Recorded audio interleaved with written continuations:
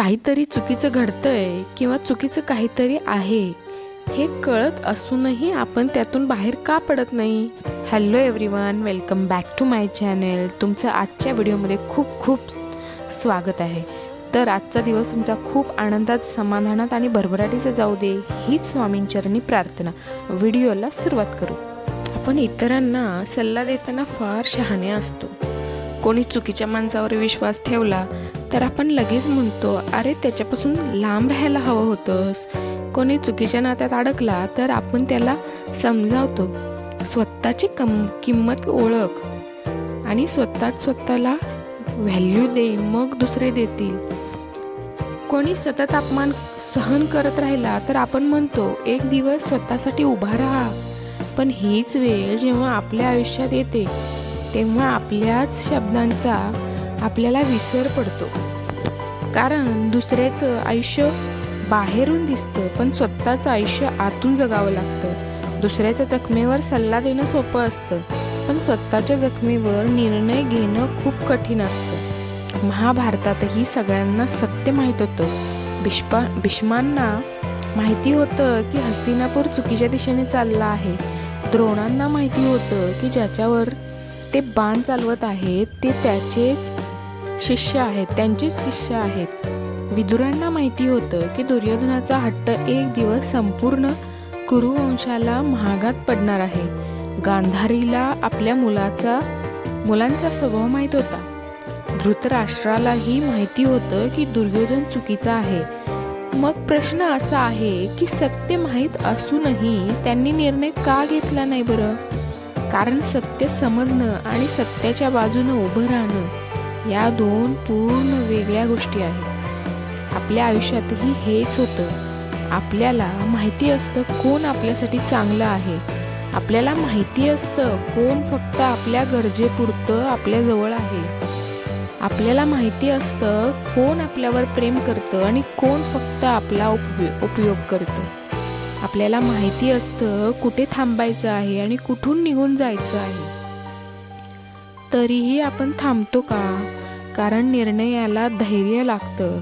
कधी कधी आपल्याला चुकीच्या माणसापेक्षा त्याला गमावण्याची भीती जास्त वाटते. चुकीच्या नात्यापेक्षा एकटेपणाची भीती मोठी वाटते. नोकरी आवडत नसते पण बदलाची भीती वाटते.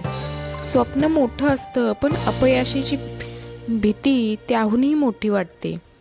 म्हणून आपण स्वतःला समजावत राहतो, थोडं अजून सहन करू, कदाचित सगळं बदलेल, कदाचित तो समजून घेईल, कदाचित उद्या परिस्थिती चांगली असेल. आणि या कदाचित मध्ये आपली अनेक वर्ष निघून जातात.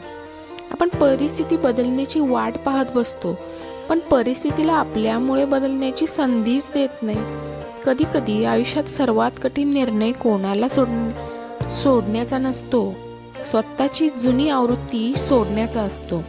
जी व्यक्ती सतत सगळ्यांना खुश करण्याचा प्रयत्न करते तिला एक दिवस नाही म्हणायला शिकावं लागतं. मनापासून ठाम राहणं ह्या गोष्टी जाणून घ्याव्या लागतात. जी व्यक्ती प्रत्येक वेळी स्वतःची चूक मान्य करते तिला एक दिवस विचारावं लागतं, प्रत्येक वेळी दोष माझाच का? जी व्यक्ती सतत दुसऱ्यांच्या अपेक्षांमध्ये जगते तिला एक दिवस स्वतःला विसरावं लागतं. माझी इच्छा काय? हा प्रश्न सोपा नाही. कारण आयुष्य बदलायचं असेल तर आधी काही लोकांना नाराज नक्कीच करावं लागतं. काही नाती मागे सोडावी लागतात, काही सवयी मोडाव्या लागतात, काही भ्रम स्वतःच्या हाताने फोडावे लागतात. काही सगळ्यात महत्त्वाचं म्हणजे स्वतःच्या मनातल्या भीतीला सामोरं जावं लागतं. अर्जुनाच्या हातात गांडीव होतं, पण युद्धाच्या आधी त्याचे हात थरथरत होते. त्याला युद्ध माहिती नव्हतं असं नाही, त्याला शत्रू माहीत नव्हते असंही नाही, त्याला आपली ताकद माहिती नव्हती हे पण नाही. त्याची समस्या ही होती की योग्य काय आहे हे कळत असूनही त्या योग्य निर्णयाची किंमत मोजण्याची त्याची तयारी नव्हती. म्हणून कृष्णाने त्याला आधी युद्ध जिंकायला सांगितलं नाही. त्याने आधी त्याचा संभ्रम दूर केला. कारण बाहेरचं युद्ध जिंकण्याआधी मनातलं युद्ध जिंकावं लागतं.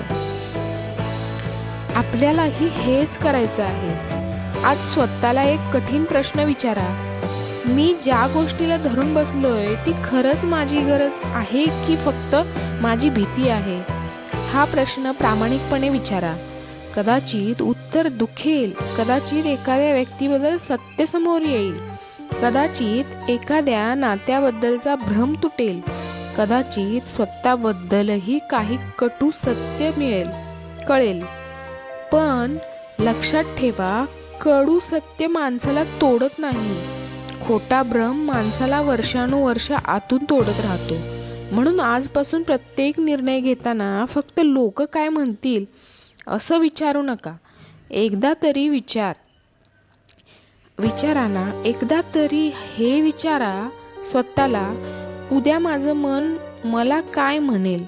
कारण जगाला उत्तर देत देत आपण स्वतःला उत्तर देणंच विसरतो. आणि आयुष्याच्या शेवटी लोक समाधानी होते की नाही यापेक्षा महत्त्वाचं असतं, मी माझं आयुष्य खरंच माझ्या मनाप्रमाणे जगलोय का? कुरुक्षेत्र प्रत्येकाच्या